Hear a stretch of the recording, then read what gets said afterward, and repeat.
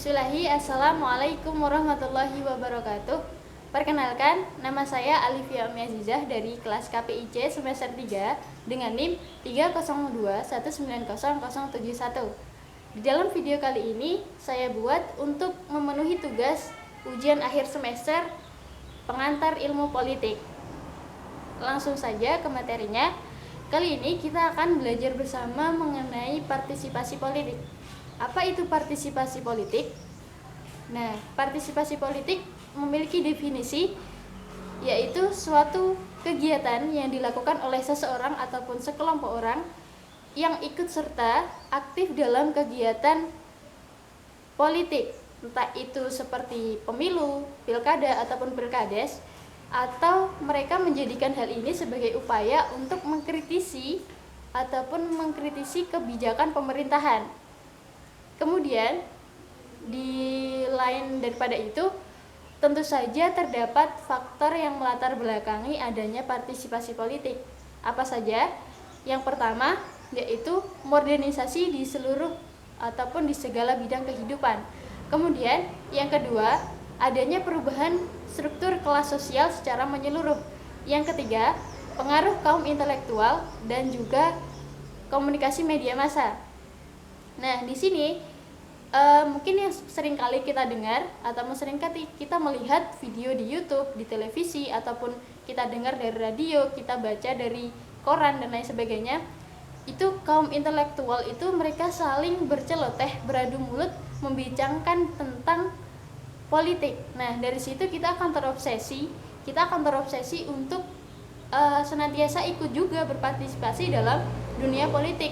Namanya juga manusia, pasti dengan keadaan yang tidak disengaja, pasti emosi kita juga akan mengikut kepada ranah politik yang kita tonton tersebut.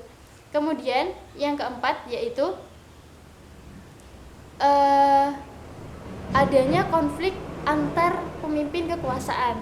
Kemudian yang terakhir, keterlibatan pemerintah yang sangat meluas.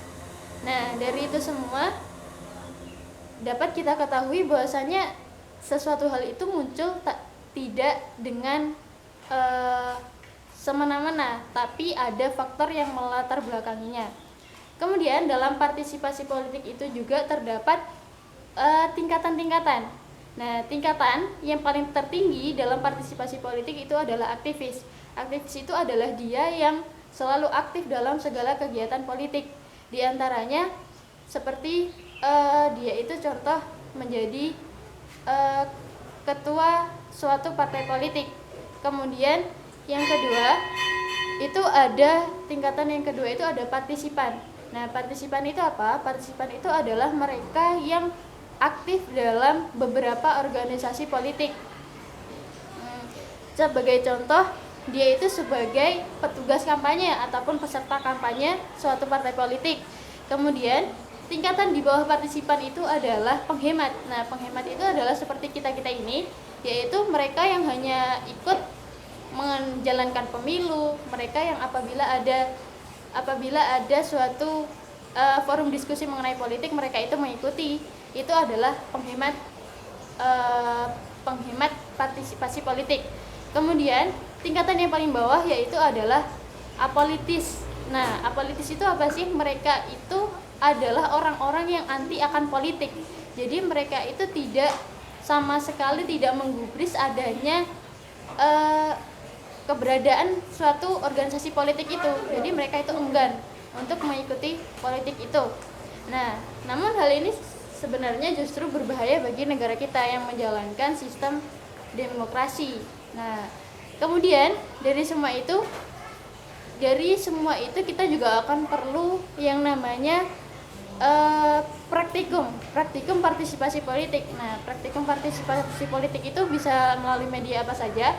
Yang pertama, kita bisa melalui forum diskusi, kemudian bisa melalui pemilu, pilkada ataupun pilkades dan lain sebagainya. Kemudian mengapa kita harus mengikuti partisipasi politik? Mengapa kita harus senantiasa bergabung dalam partisipasi politik? Nah, yang pertama, dengan tanpa kita sengaja, ketika kita berpartisipasi politik itu seakan-akan kita sedang merealisasikan sistem demokrasi yang ada di negara kita. Kemudian yang kedua, dengan partisipasi politik ini kita itu sudah membantu negara menjadi sarana pengawasan secara langsung ataupun tidak langsung dalam pengawasan institusi birokrasi yang ada di negara Indonesia.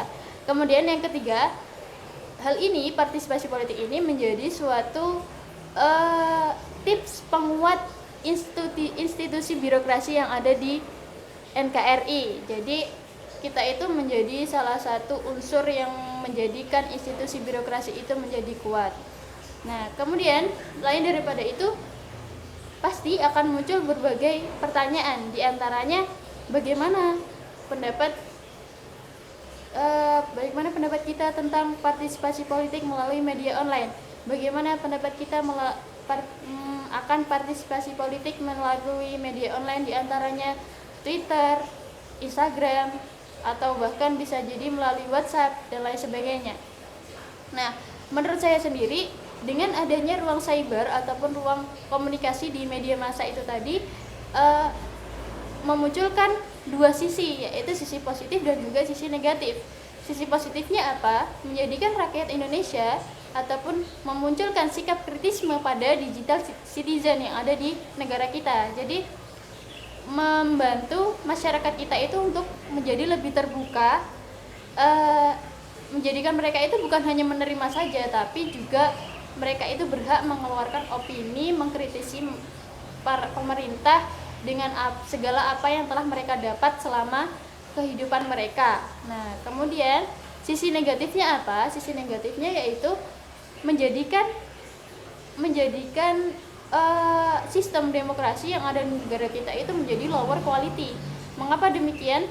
Karena para orang-orang yang melakukan publish opini di media sosial itu mereka tidak bertanggung jawab akan apa yang mereka publish. Kebanyakan dari mereka seperti itu. Nah, di samping itu juga dari tersedianya ruang cyber ini itu mereka bebas melakukan atau bebas mempublish opini mereka tanpa harus berpartisipasi dalam suatu organisasi politik. Dari situlah sistem demokrasi kita itu akan menjadi lower quality, menjadi menurunkan tingkat kualitas sistem demokrasi yang ada di negara kita. Mungkin cukup ini saja yang dapat saya sampaikan. Semoga bermanfaat bagi teman-teman semua. Akhiran aku lakum, wassalamualaikum warahmatullahi wabarakatuh.